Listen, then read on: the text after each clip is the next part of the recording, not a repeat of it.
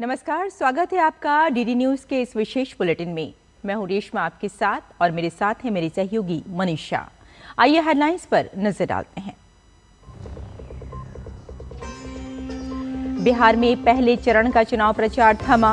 आज पोलिंग बूथों पर पहुंचेगी चुनाव आयोग की टीम।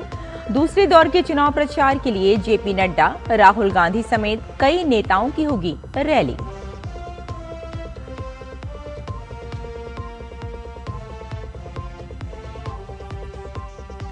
वाणिज्य और उद्योग मंत्री पीयूष गोयल न्यूजीलैंड दौरे पर। अपने समकक्ष से करेंगे भारत न्यूजीलैंड के बीच मुक्त व्यापार समझौते पर चौथे दौर की वार्ता।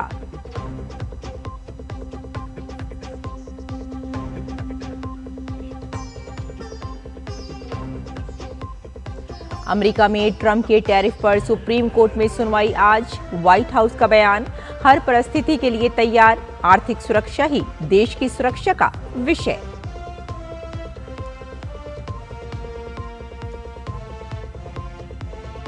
गुरुवाणी के सुर और दीपों की रोशनी से नहाया देश। आज गुरु नानक जयंती और कार्तिक पूर्णिमा पर उमड़ा श्रद्धा का सागर। काशी में धूमधाम से मनाई जाएगी देव दीपावली।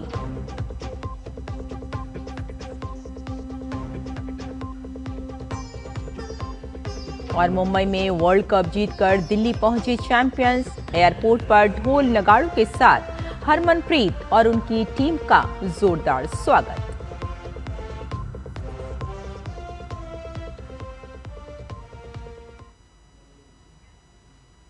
और अब समाचार विस्तार से।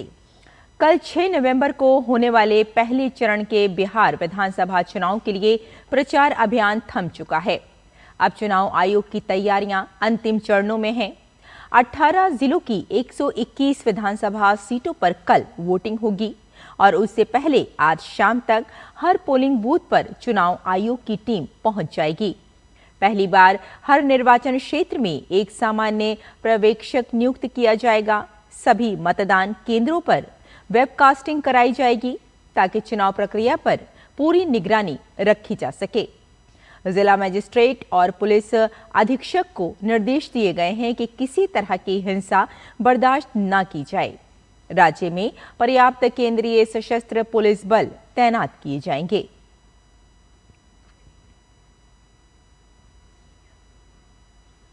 बिहार विधानसभा चुनाव के दूसरे चरण के लिए दिग्गजों ने कमर कस ली है। जनमत को साधने और अपने पक्ष में करने के लिए पार्टियां कोई भी कसर नहीं छोड़ना चाहती हैं।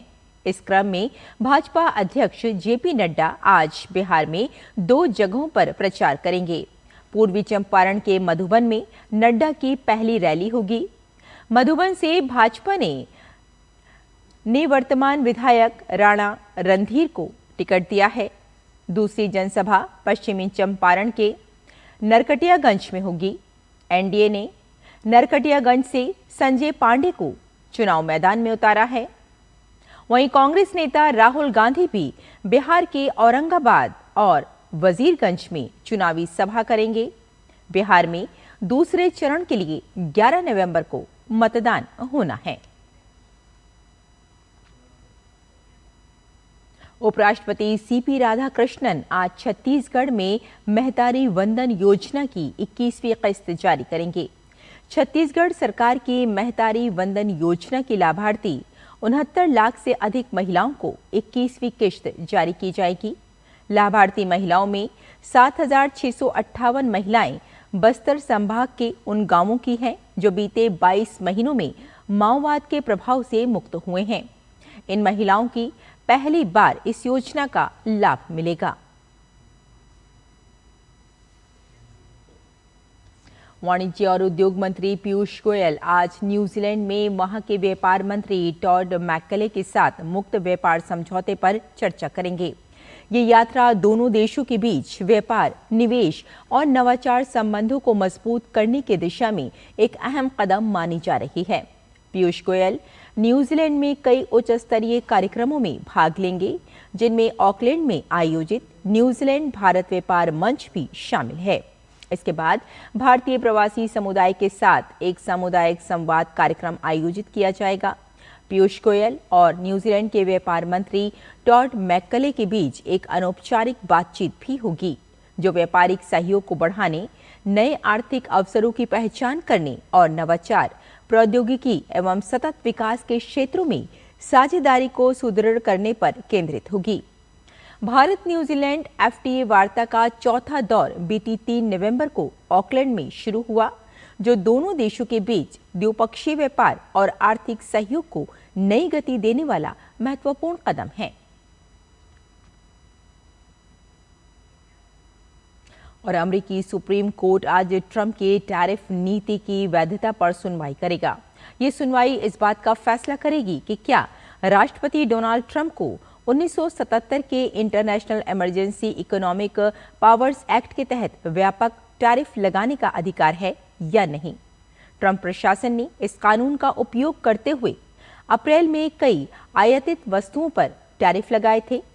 कई छोटे व्यावसायिक संगठन और कुछ राज्यों ने इन टैरिफों को अवैध बताते हुए सुप्रीम कोर्ट में चुनौती भी दी है। ट्रंप ने इस मामले में व्यक्तिगत तौर पर सुनवाई में भाग न लेने का फैसला किया है और उन्होंने इसे अमेरिका के लिए बहुत महत्वपूर्ण बताया है।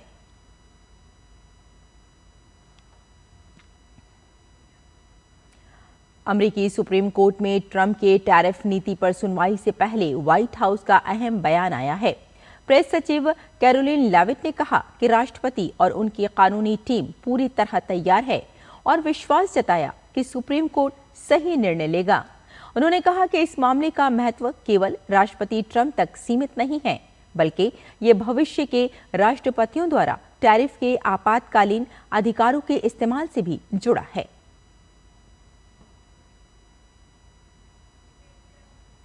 अमेरिका के सबसे ताकतवर उपराष्ट्रपतियों में गिने जाने वाले डिक चेनी का 84 वर्ष की आयु में निधन हो गया है।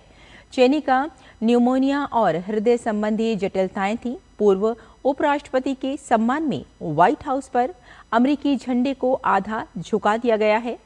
चेनी राष्ट्रपति पद के लिए 2 सफल अभियानों में जॉर्ज डब्ल्यू बुश के साथी उम्मीदवार के साथ साथ आतंकवाद, युद्ध और आर्थिक बदलाव के दौर में उनके सबसे प्रभावशाली व्हाइट हाउस सलाहकारों में से एक थे। 2001 में न्यूयॉर्क और वॉशिंगटन पर अल-कायदा के हमले के बाद इराक पर आक्रमण के फैसले के पीछे भी चेनी की अहम भूमिका मानी जाती है।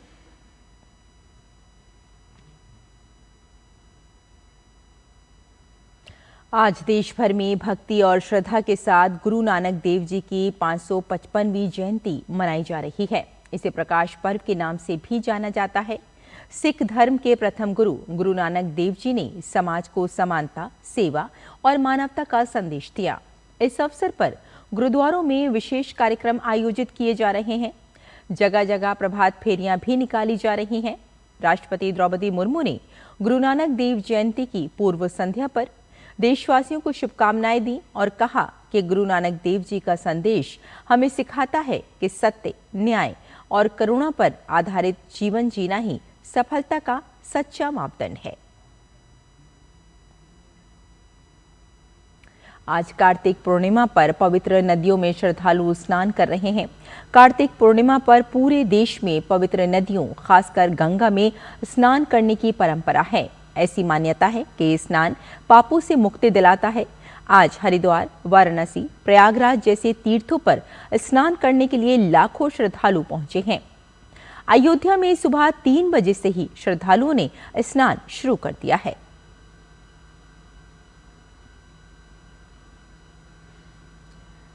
आज देव दीपावली है। आज शिव की नगरी काशी दीपों की रोशनी में जगमगा जाएगी। देव दीपावली का अर्थ है देवताओं की दीपावली।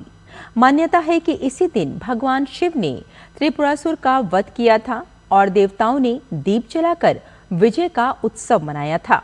हर साल कार्तिक पूर्णिमा की रात काशी के घाटों पर 25 लाख दीप प्रज्वलित होते हैं। दशाश्वमेध घाट पर होने वाली भव्य गंगा आरती इस बार भी देश के वीर जवानों को समर्पित होगी। इस वर्ष काशी के घाटों को इस अवसर पर 21 क्विंटल फूलों से सजाया गया है। 21 बटुक और 42 कन्याएं मां गंगा की आरती करेंगी। इस दौरान अमर जवान ज्योति जलाकर शहीदों को नमन किया जाएगा।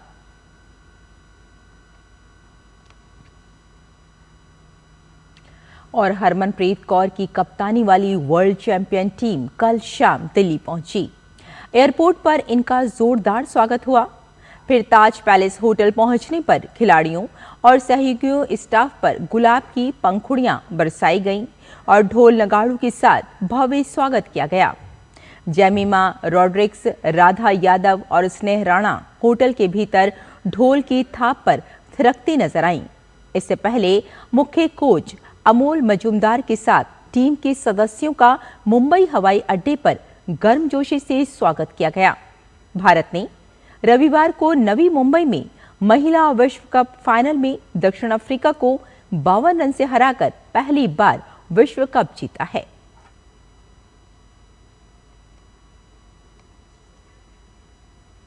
तो हमारे इस विशेष बुलेटिन में फिलहाल इतना ही। मुझे और मेरी सहयोगी मनीषा को यहीं अनुमति दें। नमस्कार।